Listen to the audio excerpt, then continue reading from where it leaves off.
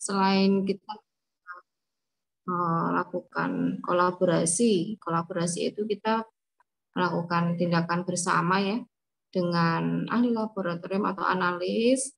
Kita juga diajari untuk melakukan pemeriksaan ini, sehingga saat kita melakukan tindakan mandiri kita diperbolehkan untuk melakukan pemeriksaan misalnya seperti pemeriksaan HB menggunakan alat ya untuk pemeriksaan HB itu kita diajari menggunakan alat tersebut. Kemudian proteinuri dan urin reduksi. Kalau proteinuri untuk mengecek apakah ibu hamil itu mengalami keracunan kehamilan atau enggak, yaitu dengan pemeriksaan pada urin yang di dalamnya apakah ada protein dalam urin atau tidak. Kalau ada, berapa derajatnya sehingga kita bisa melakukan diagnosis, karena salah satu untuk menunjang kita melakukan menyimpulkan dengan analisa menggunakan asesmen ya, analisa dengan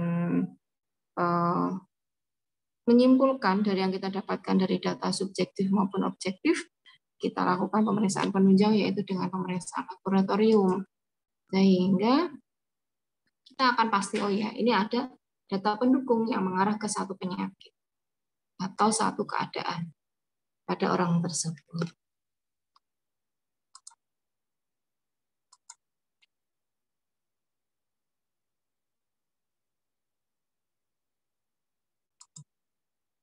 Oke, ya. Jadi yang pertama kita akan melakukan pemeriksaan bagaimana cara mendapatkan darah atau pengambilan sampel darah. Pengambilan sampel darah itu bisa menggunakan darah vena ataupun menggunakan darah tepi atau kapiler, darah arteri. Kalau menggunakan darah tepi, misalnya di ujung jari ya, kita menggunakan itu misalnya untuk pemeriksaan golongan darah. Pernah semuanya melakukan? Udah tahu semua golongan darahnya? Pernah, Ibu. Pernah, Ibu. Jadi ditusuk ya dengan namanya lancet ya.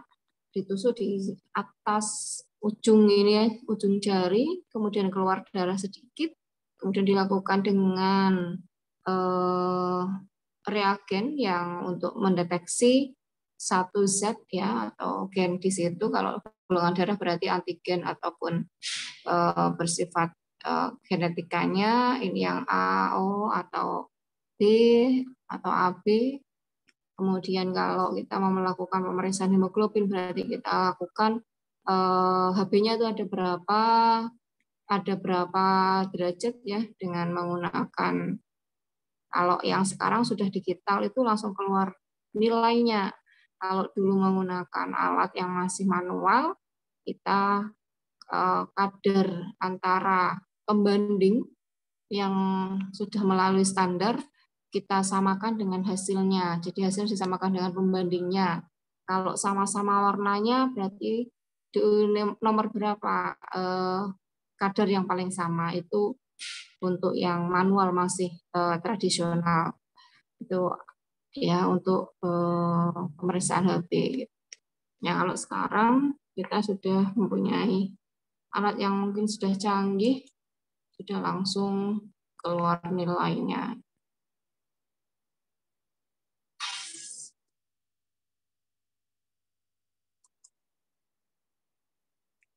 Oke, saya nggak ini. Yang pertama yaitu untuk persiapan prosedur untuk mengambil darah vena itu ada beberapa tahap ya. Jadi kita melakukan pengambilan darah melalui vena, berarti pembuluh vena yang digunakan untuk kemana sudah infus belum? Belum ya? Waktu Belum, Ibu. Belum ya. Jadi besok waktu tutorial KDKK jenengan akan diajari cara menginfus, menyuntik, yaitu kemudian saat mengambil darah dari vena itu sama dengan vena yang dilakukan untuk pemasangan infus ya. Jadi tempatnya di situ atau di yang karena di sini paling ini besar ya. Jadi vena di sini itu besar sehingga darah yang akan keluar itu lebih banyak dan lebih mudah dibandingkan dengan vena yang kecil. Kalau misalnya di ini kan juga bisa ya di apa telapak yang ini luar, ini juga bisa kalau kita gini kan akan keluar vena-venanya. Tapi biasanya kalau di sini sedikit karena venanya kecil. Beda dengan yang di lekukan ini karena ini agak lebih besar sehingga darah kalau sudah kena di vena akan masuk ke dalam spek itu lebih cepat dan lebih banyak sehingga lebih mudah untuk pengambilannya.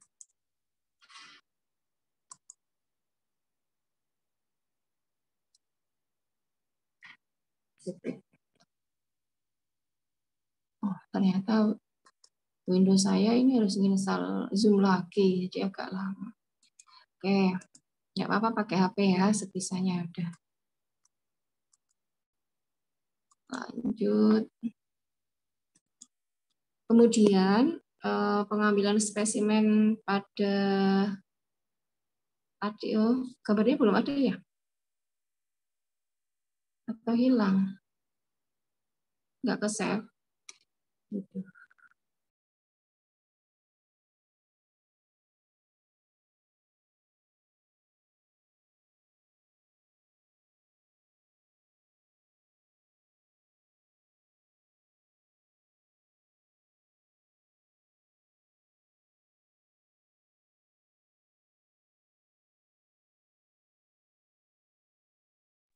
Slide sebelumnya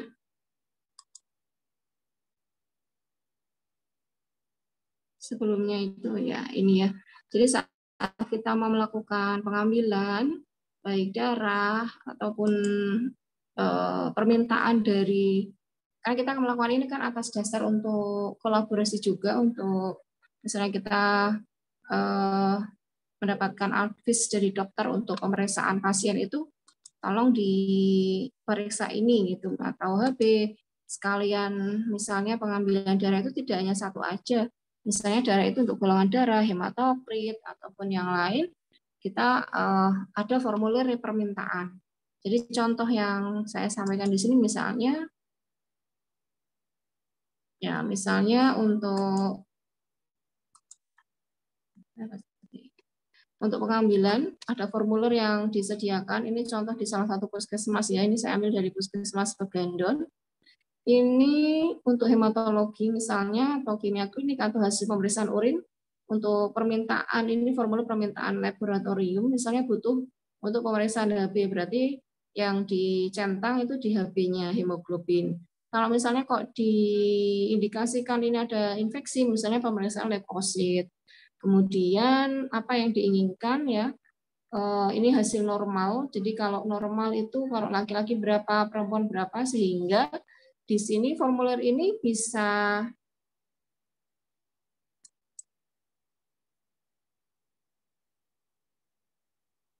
eh,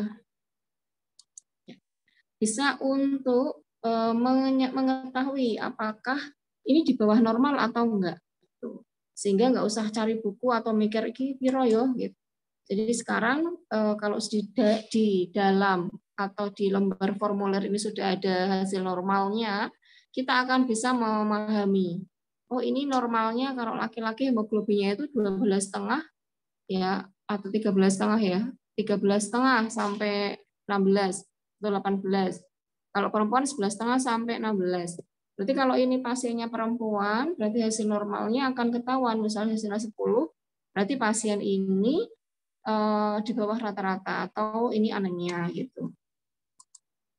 Kalau di atasnya berarti standar berapa? Kalau di atas 16 berarti ketakutan ini sangat kental gitu darahnya atau malah justru tidak bagus. Sehingga yang paling bagus adalah saat hasil dari pasien itu berada dalam batas standar. Gitu. Oke, saya ini bisa masuk.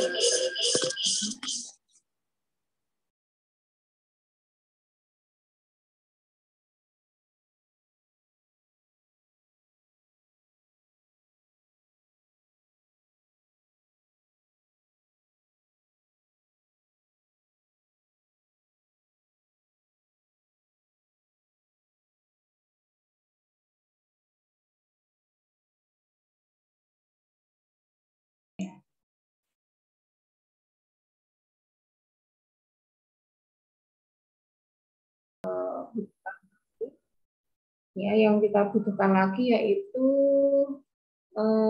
ini botol wadah spesimen, atau saat menggunakan alat suntik yang sudah langsung ada penariknya, kemudian ada botolnya, itu langsung masuk ke situ tanpa harus dipindahkan. Jadi yang ada seperti ini untuk mengambil itu langsung masuk ke dalam botolnya. Ya. Kemudian ini speknya tergantung ukuran berapa yang akan mau digunakan. Kalau misalnya butuhnya banyak, harus 10 cc lebih, berarti menggunakan spek yang 10 lebih. Kalau hanya sedikit, mungkin hanya 1 cc, ya ambil yang kecil. Kemudian kapas medis, ya. Kapas medis dalam wadahnya seperti ini, atau sekarang sudah banyak menggunakan langsung alcohol swab, ya, lebih steril. Kemudian korenta ini untuk mengambil instrumen.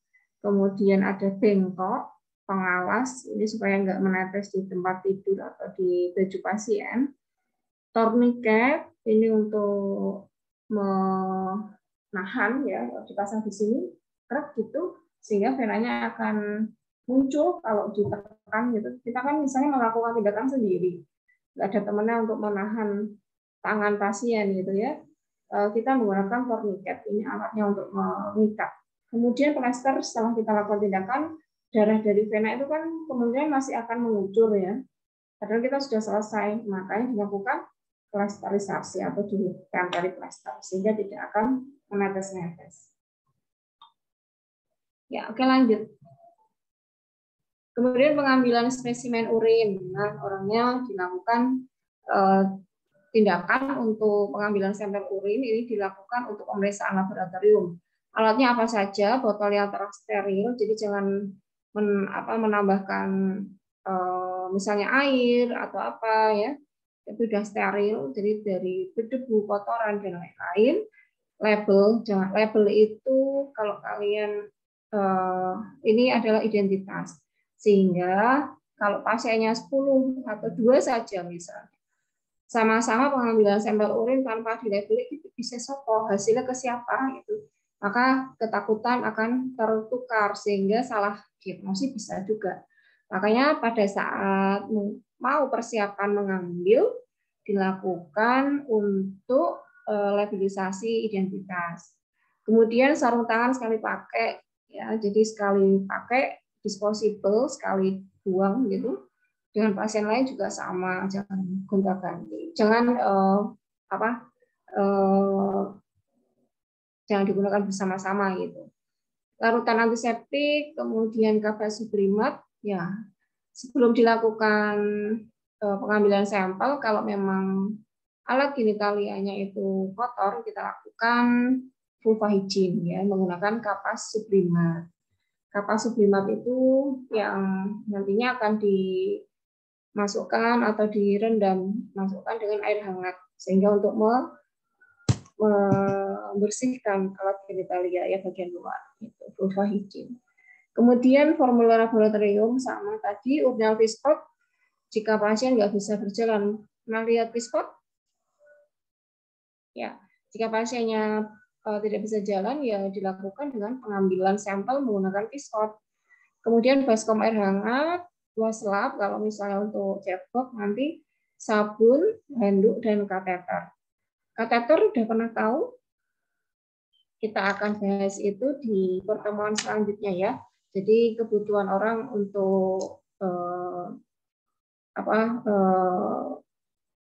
untuk mengeluarkan urin atau dari traktus urinarius sehingga diselang, misalnya tipisnya harus dikeluarkan dengan menggunakan selang, namanya selang kateter. Oke, ya, tisu toilet, ya, untuk membersihkan, mengeringkan setelah PAK. Lanjut.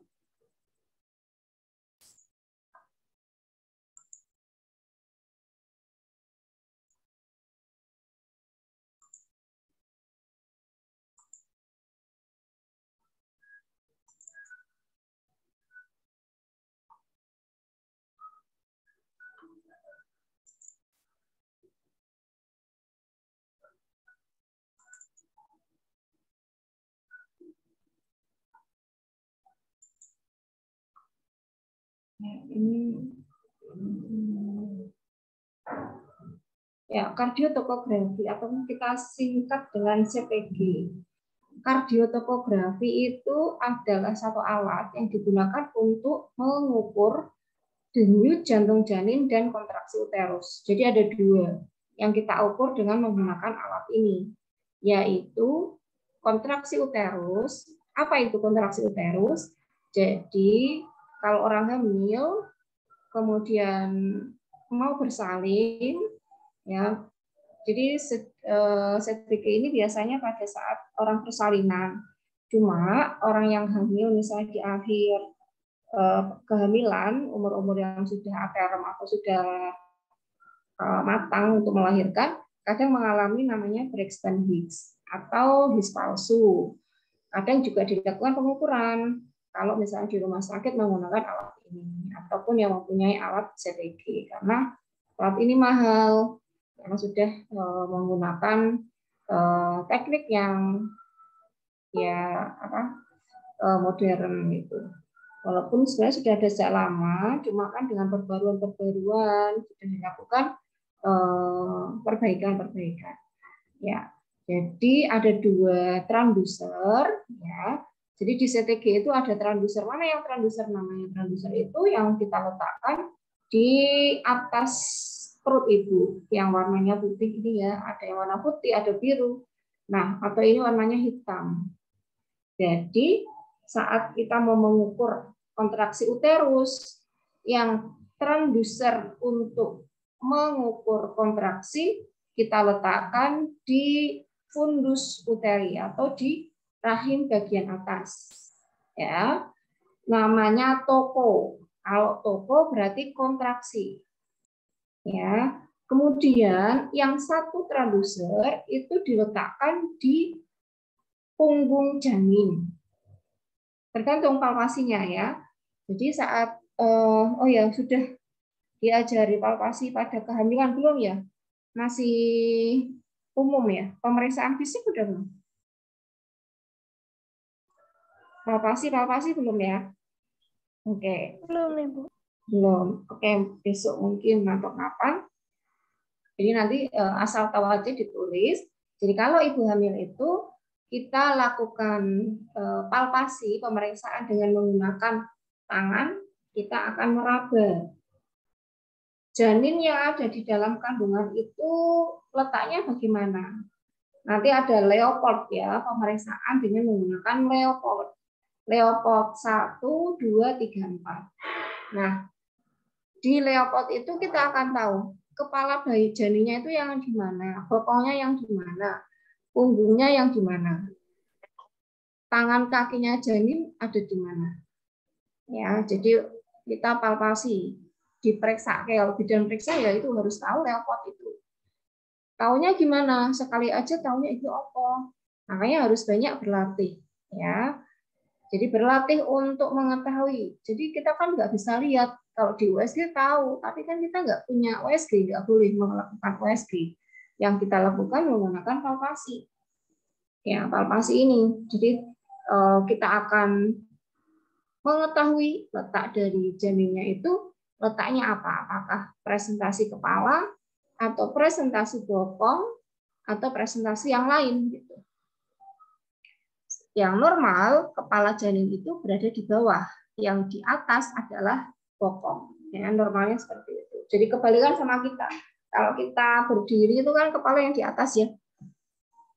Nah, kalau kita berdiri, janin itu kepalanya yang di bawah. Bokongnya yang di atas. Jadi contoh seperti itu. Nah, ada dua transducer yang warnanya putih atau hitam di sini. Yang satu ini diletakkan di fundus, yang satu diletakkan di punggung janin. Nah, kalau punggungnya itu kanan berarti agak ke kanan. Kalau punggungnya di kiri ya kita letakkan agak ke kiri. Karena jantung janin itu kita ketahui dari punggung janinnya di mana. Paham ya? Jadi DJJ-nya itu ya kita periksa itu sesuai dengan punggung janin. Kalau punggung janinnya di kanan, berarti kita letakkan transducer atau alat untuk mengetahui DJJ ya di kanan dan bawah ya. Jadi ada menggunakan sabuk, ya. 2 sabuk ini, yang satu sabuk untuk toko, yang satu sabuk untuk DJJ. Kita tempelkan 10-15 menit, kemudian kita ketahui denyut jantungnya bagaimana, kontraksinya gimana, karena nanti ada kesesuaian antara kontraksi uterus dengan DJJ-nya. Kalau kontraksinya pas keras, kuat, denyut jantungnya harusnya bagaimana? Itu ada. Jadi ada nilai variabilitas atau nilai dari apa ya namanya? Variasi dari denyut jantung janin berdasarkan kontraksi uterus itu. Kalau kontraksinya lemah, berarti baseline ataupun DJJ-nya itu apakah masih dalam batas normal atau sudah gawat janin. Ya. Ya, oke. Lanjut. Gawat janin akan diketahui dari berapa frekuensi dari denyut jantung. Wong nek gawat jantungnya gimana? Janin juga seperti itu. Kalau orang atau janinnya sudah denyut jantungnya di atas normal atau di bawah normal, dia sudah gawat janin. Normalnya berapa? 120 sampai 160. Berarti kalau di bawah 120 atau di atas 160 berarti sudah gawat janin. Itu ya. Mungkin nggak tertulis di situ, tapi akan muncul terus dan silakan ditulis kalau yang penting. Nah, contoh dari CTG kalau mau di print berarti ada kertas yang dimasukkan dalam printer tersebut. Jadi bisa di print hasilnya. Kalau fraksi itu seperti apa? Harusnya kan seperti gelombang sinusoid gitu. Kemudian kontraksi uterus dan DJJ seperti apa ya, gerakan gelombang yang saraf gitu ya. Jadi di atas ada gambar dari kontraksi, yang bawah ada gambar dari DJJ. Lanjut aja, ini bisa dibaca sendiri, tidak hasilnya nanti karakteristik. Kemudian ini di USG. Pada prinsipnya ada 3 komponen dalam USG 2 dimensi, 3 dimensi, 4 dimensi. Ya sekarang banyak sekali ya. Yang pengennya 4 dimensi, pada wae ya. Jadi bedanya kalau 2 dimensi itu kan gambarnya hitam putih, terus hanya panjang dan lebar gitu. Kita nggak tahu, nggak terlalu paham di mana letak wajahnya seperti apa gitu ya. Nah, kalau 3 dimensi udah mulai kelihatan, yang 4 dimensi itu kelihatan penuh ya, seperti gambar bayi di dalam kandungan. Nah, pada prinsipnya ada 3. Yang pertama adalah transducer. Sama ya, transducer itu yang kita bawa itu transducer. Jadi yang diletakkan di atas perut ibu itu namanya transducer, yang diputar-putarkan dia gitu. Kemudian layarnya, gambarnya ini ya layar. Kemudian yang ketiga ini adalah mesinnya. Ya, oke. Gelombang yang dipantulkan adalah melalui ini ya, melalui ke monitor gitu. Seperti CPU. Lanjut. Ya, ini yang sekarang dikembangkan itu CTG, USG yang portable. Jadi bisa ditenteng kemana-mana gitu, nggak dongkrok harus ke rumah, jadi bisa dibawa. Harganya juga lebih mahal juga ya, tidak lebih mahal tapi mahal. Jadi sama transducer, kemudian monitor dan mesin USG-nya kayak laptop ya. Kemudian saya kemarin waktu penelitian saya untuk S2 saya juga mengembangkan untuk CTG yang portable gitu. Jadi CTG untuk mengukur kontraksi dan DJJ tapi kita menggunakan laptop. Oke. Kemudian ronsen ya di sini. Ronsen itu mungkin Anda semua sudah ada yang pernah di ronsen ya. Apakah ada penyakit bawaan ataupun misalnya jatuh harus di ronsen, mana yang fraktur, mana yang patah tulang, ataupun kalau fraktur hepar nggak mungkin ya, nggak bisa ya. Patah hati itu nggak bisa di ronsen ya. Ya, gitu. Jadi ronsen itu untuk radiografi, misalnya tanpa persiapan untuk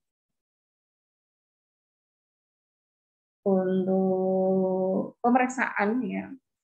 Kemudian misalnya yang harus persiapan harus puasa dulu gitu supaya menghasilkan foto yang bagus, khususnya tidak penuh dengan gambar makanan ataupun hasil sisa makanan ya, sehingga harus puasa dulu. Atau pemeriksaan dengan kontras, harus minum dengan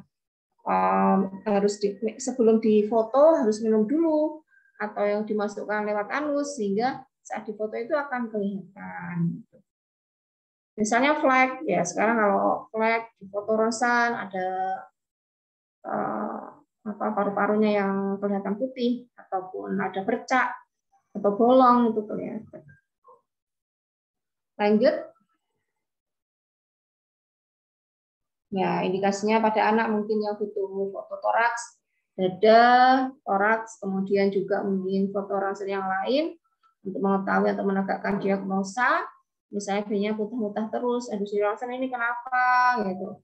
Kemudian deteksi pada tulang, paru-paru, usus dan organ dalam lainnya. Lanjut.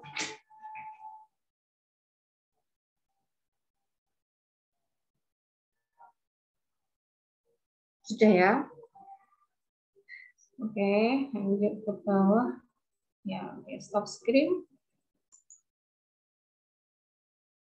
Ada yang mau ditanyakan sampai di sini?